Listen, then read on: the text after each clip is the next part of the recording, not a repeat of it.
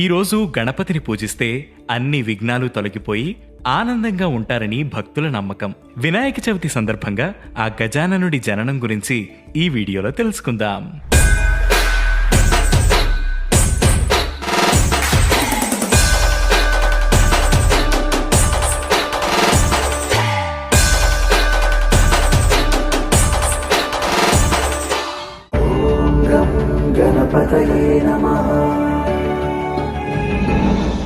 పూర్వం గజాసురుడనే రాక్షసుడు తపస్సు చేసి శివుణ్ణి మెప్పిస్తాడు.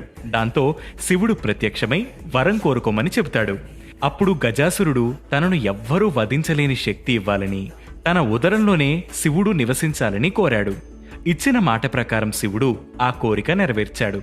భర్త పరిస్థితి తెలిసి బాధపడిన పార్వతీదేవి తన పతిని విడిపించాలని విష్ణువుని కోరింది. అప్పుడు శ్రీ మహావిష్ణువు గంగిరెద్దు ఆడించే వేషంలో వెళ్లి గజాసురుడితో పోరాడి శివుణ్ణి విడిపించి కైలాసానికి తీసుకుని బయలుదేరతాడు.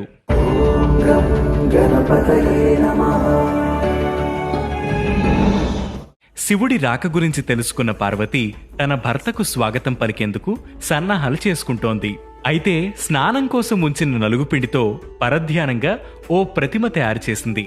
ఆ ప్రతిమ చూడముచ్చటగా కనిపించడంతో తన తండ్రి పర్వతరాజు ఉపదేశించిన మంత్రం ఉపయోగించి ఆ ప్రతిమకు ప్రాణం పోసింది.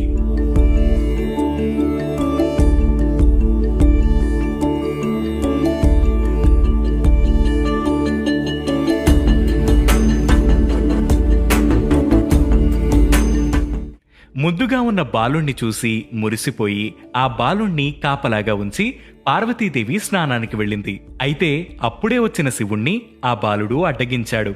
లోపలికి పోనివ్వనని నిలువరించాడు. తన మందిరంలోకి తనను వెళ్లనివ్వకపోవడంతో కోపోద్రుక్తుడైన శివుడు ఆ బాలుడి శిరస్సుని ఖండించాడు. బాలుడి అరుపు విన్న పార్వతీదేవి జరిగిన ఘోరం చూసి కన్నీళ్లు పెట్టుకుంది.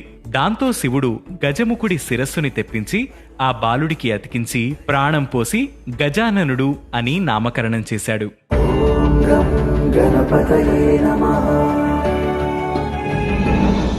సర్వ విఘ్నాలకు ఒక అధిపతిని నియమించమని దేవతలు, మునులు, మానవులు పరమేశ్వరుణ్ణి కోరతారు. ఆ విషయాల్లో వినాయకుడికి, కుమారస్వామికి పోటీ జరుగుతుంది. ముల్లోకాల్లోని పవిత్ర నదులన్నిటిలో స్నానం చేసి ఎవరు ముందుగా తన వద్దకు వస్తారో వారికే ఆ ఆధిపత్యం లభిస్తుందని శివుడు చెబుతాడు. వినాయకుడు నారాయణ మంత్రంతో తల్లిదండ్రుల చుట్టూ ప్రదక్షిణ చేస్తాడు. ఆ మంత్ర ప్రభావంతో ప్రతి తీర్థంలోనూ కుమారస్వామి కంటే ముందే వినాయకుడు ప్రత్యక్షమవుతాడు.